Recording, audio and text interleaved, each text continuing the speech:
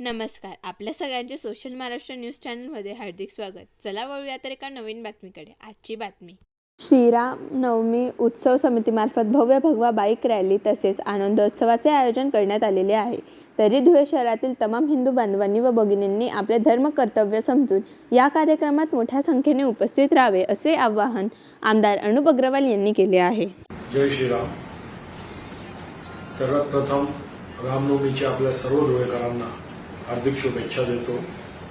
दिनांक 6 एप्रिल रोजी आपले आराध्य दैवत प्रभू श्रीरामचंद्रांची नवमी आहे.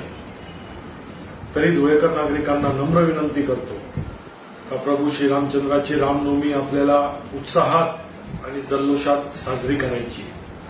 त्याच्यासाठी सकाळी 8 वाजता शिवतीर्थावरनं बाईक रॅलीचे आयोजन केलेले आहे. संध्याकाळी जल्लोषाचा कार्यक्रम आहे. तरी सर्व महिला आणि पुरुषांना आपल्या पारंपरिक वेशेत रॅलीला सहभागी व्हावं अशी नम्र विनंती करतो आणि प्रभू श्रीरामचंद्राची जयंती उत्साहात साजरी करूया. जय श्रीराम. बातमी आवडल्यास चॅनलला लाईक व सबस्क्राईब करा व दररोज अशा नवनवीन बातम्या पाहण्यासाठी चॅनलला फॉलो करा. धन्यवाद.